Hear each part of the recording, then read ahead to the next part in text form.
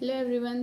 तो आज है हमारा नेक्स्ट पार्ट यूनिट फर्स्ट का, जो कि हमारा चल रहा है एडवांस स्पेक्ट्रल एनालिसिस में। इसमें हम देखते हैं आज आईआर इंटरप्रिटेशन। इससे पहले हमने देखा था एटीआर वाला, वो आपका कंप्लीट हो चुका है और आज आपकी ये जो यूनिट है ये भी कंप्लीट हो जाएगी। तो चलिए इसको देखते हैं। आईआर इंटरप्रिटेशन क्या होता है? For analysing the spectra of unknown compound. किस लिए यूज़ करते हैं? अननोन कंपाउंड की एनालिसिस के लिए। Concentrate first for detection of the presence और absence of few major functional group.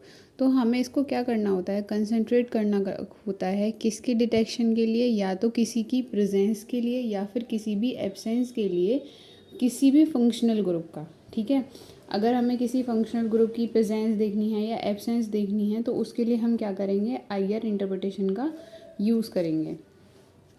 इसमें क्या है? C double bond O single bond H, या फिर ये जितने भी ग्रुप्स हैं इनके लिए हम इसको आईआर इंटरप्रिटेशन को यूज़ कर सकते हैं।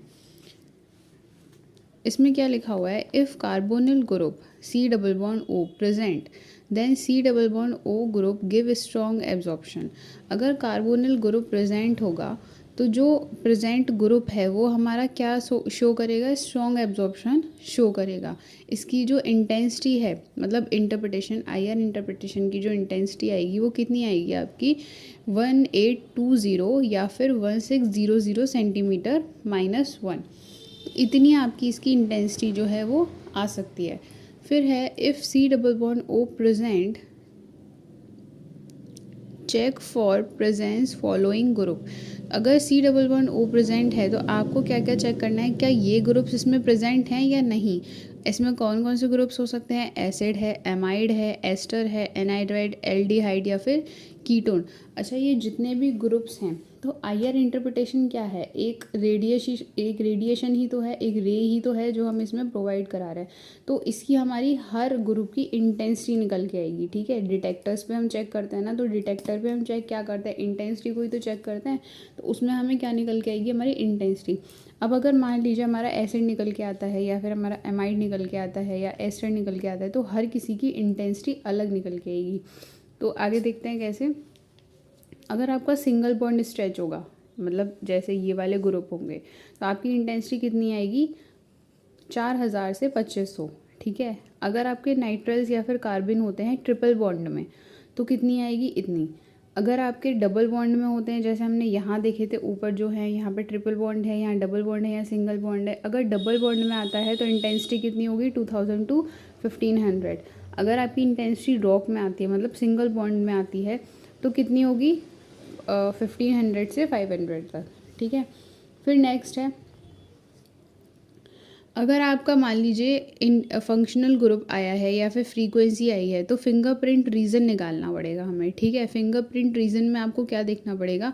अगर 1500 आपकी इंटेंसिटी आई है और आपने उस पर आईआर रेडिएशन को या फिर आईआर इंटरप्रिटेशन को डाला, या फिर आपने उसकी जो रेज है उसको उस पर इंसिडेंस कराया, और मान लीजिए अगर उसकी डिटेक्टर्स पे इंटेंसिटी इंक्रीज़ होती है, इंक्रीज़ इन द सेंस 1500 से वो 4000 हो जाती है, तो आपको उसमें फंक्शनल ग्रुप को चेक करना है। फंक्शनल ग्रुप चेक कैसे करेंगे? यहाँ पे जितने भी सारे फंक्शनल ग्रुप थे उनकी इंटेंसिटी को आपको देखना है कि 400 तक किसकी जा रही है। तो 400 तक किसकी जा रही थी? हमारी डबल बॉन्ड स्ट्रेच की जा रही थी।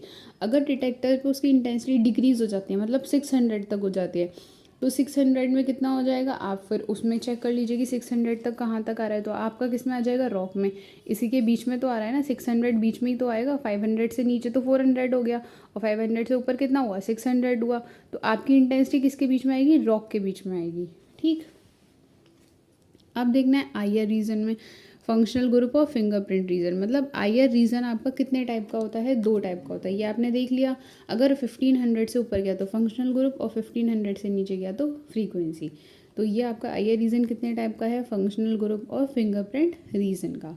फिर है इंटरप्रिटेशन, मतलब इंटरप्रिटेशन कितनी टाइप की निकल सकती है? पीक शेप हो सकता है, पीक पोजीशन हो सकता है, या फिर पीक इंटेंसिटी हो सकती है। Hydrocarbon show IR absorption peak between 28,000 या फिर 28,000 से 33,000 तक। सॉरी, 1000 नहीं, 100, 2800 से 3300 तक सेंटीमीटर -1। अब ये जो सारे हैं आपको अपनी इंटेंसिटी इनको सबको देखना होगा, या फिर आप इनको थोड़ा थोड़ा अगर 3-4 बार भी लिख के देखेंगे तो ये आपको याद हो जाएंगी। तो जैसे CH स्ट्रेचिंग है तो CH स्ट्रेचिंग वाले के लिए आपका कितना आएगा 2800 to 3300। ऐसे ही हाइब्रिडाइजेशन में देखेंगे तो sp3CH होगा तो कितना आएगा 2800 to 3000, और अगर sp2 है CH में तो 3000 to 3100, और अगर SpCH में है तो 3300। ठीक है, ये इंटेंसिटी आपको तभी याद होंगी जब आप इनको बार बार लिख के तैयार करोगे। फिर इसमें देखते हैं हम IR interpretation of various functional group interpretation. मतलब कुछ फंक्शनल ग्रुप्स हैं जिनकी हमें IR इंटरप्रिटेशन देखनी है। तो एल्कीन्स के लिए आपकी अलग अलग निकलेगी, जैसे sp2 के लिए इतना है, बैंड के लिए आपका इतना है। और बेस वैल्यू कितना होता है, बेस वैल्यू हमने पहले भी पढ़ा था कि बेस वैल्यू क्या होती है, जो पहले आपने वुडवर्ड फिशर रूल पढ़े थे उसमें हमने देखा था। तो अगर OH है तो OH के लिए आपकी इंटरप्रिटेशन इतनी आनी चाहिए, NH है तो इतनी आनी चाहिए, CH है तो इतनी आनी चाहिए। अगर C डबल बॉन्ड N है तो ये इंटरप्रिटेशन आएगी, और C ट्रिपल बॉन्ड C है तो ये इंटरप्रिटेशन आएगी।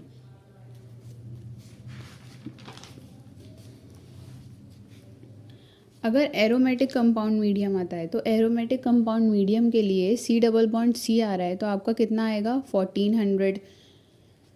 अगर C सिंगल बॉन्ड H आ रहा है तो 1500, और C सिंगल बॉन्ड H आ रहा है मतलब double bond C single bond H, और नीचे वाले में क्या है single bond C single bond H, तो इसके लिए 1500 है तो इसके लिए कितना होगा 1600।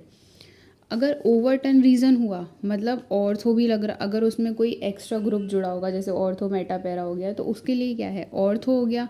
तो ऑर्थो में आपकी पीक कितनी बनेगी, मतलब इसमें ना जो आपको निकालना पड़ेगा IR इंटरप्रिटेशन में, इस यूनिट में तो नहीं लेकिन नेक्स्ट वाले यूनिट में होगा, वहाँ पे आपको ग्राफ निकालने होंगे। तो ग्राफ में आपकी पीक बनती है, तो इसमें वही पीक बताइए कि वो पीक कितनी बनेगी।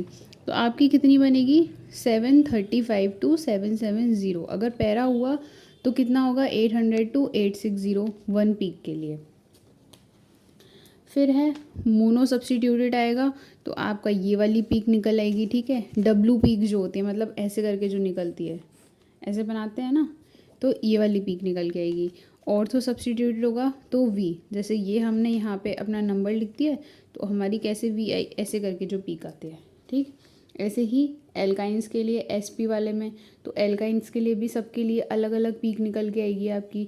ये जो इंटरप्रिटेशन है ये किस लिए है, डिटेक्टर्स में पीक ही तो आती है ना निकल के। हमने पहले जैसे आपने अभी नहीं तो बैचलर्स में भी पढ़ा होगा, डिटेक्टर्स में क्या होता है पीक ही तो निकलती है ना। तो जब हमारे ये इंटरप्रिटेशंस निकलेंगे तो उससे हमारा क्या बनेगा पीक बनेगा।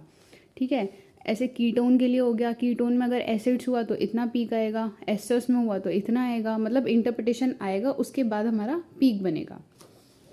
और अगर हमारा एल्डिहाइड हुआ तो इतना आना चाहिए, ये आपका 7 है। ठीक है, 1725। कीटोन हुआ तो इतना, कार्बोक्सी एसिड हुआ, कार्बोक्सिलिक एसिड है तो आपका इतना निकलेगा, एमाइड है तो इतना निकलेगा, और एनहाइड्राइड है तो इतना निकलेगा। इसमें आपकी कितनी पीक बनेंगी 2, क्योंकि एनहाइड्राइड कैसे बन रहा है ऐसे बन रहा है ना, तो इसमें आपकी कितनी पीक होंगी 2 पीक होंगी। फिर है एल्डिहाइड। एल्डिहाइड में आपका अलग अलग ग्रुप के लिए दिया हुआ है, सबके लिए अलग अलग ग्रुप का दिया हुआ है। जैसे C double bond single bond C double bond O है तो स्ट्रेच, इसको क्या बोलते हैं स्ट्रेच, तो इसके लिए आपकी पी कितनी आएगी, C डबल बॉन्ड O है तो एलिफेटिक या फिर एल्डिहाइड हो गया तो इसके लिए आपकी पीक इतनी आएगी। अल्फा बीटा अनसैचुरेटेड एल्डिहाइड है तो ये पीक निकलेगी। इसके एग्जांपल्स बेंजल डिहाइड या फिर क्रोटोनल डिहाइड और नोनेजल।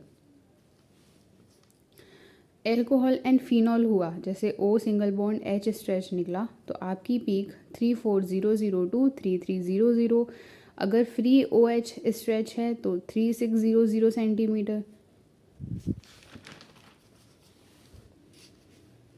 उसके बाद इसके एग्जाम्पल क्या हैं 1 हेक्सानॉल और 2 ब्यूटानॉल पैरा क्रॉसॉल।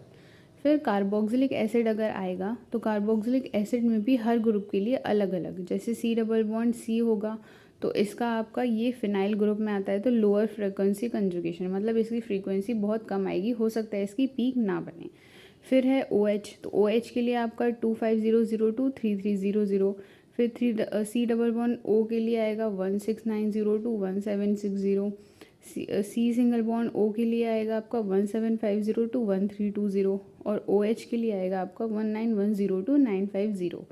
फिर है एमाइन के लिए, एमाइन के लिए आपको एन एच के लिए आएगा 3000 टू 3300, ओ एच के लिए आएगा 3000 टू 3300, एन एच के लिए आएगा 3250 टू 3400 और वन अमाइन के लिए मतलब प्राइमरी अमाइन के लिए आएगा अगर उसमें 2 पीक बन रही हैं तो 3300 टू 3400। अच्छा, इसमें ये दोनों वैल्यू आ सकती हैं, तो इसके लिए आपको ये दोनों वैल्यू याद कर सकते हो। अगर दोनों में से कोई एक भी याद आ जाए तो वहाँ पे लिख सकते हो। अगर सेकेंडरी अमाइन है तो सेकेंडरी अमाइन के लिए आपका बनेगा 3310 और 3350। प्राइमरी अमाइन में 2 पीक बनेंगी और सेकेंडरी अमाइन में 1 पीक बनेगी और टर्सरी अमाइन में कोई भी पीक नहीं बनेगी। तो जब कोई भी पीक नहीं बनेगी तो आपकी इंटरप्रिटेशन भी नहीं निकलेगी। फिर अमाइड के लिए तो NH2 प्राइमरी होगा तो 2 पीक, NH टर्सरी होगा तो V पीक। ये आपकी इसकी इंटरप्रिटेशन हो गई। एस्टर के लिए सी डबल बॉन्ड ओ आएगा तो 1735 to 1750, C single bond O आएगा तो 1150 टू 1250।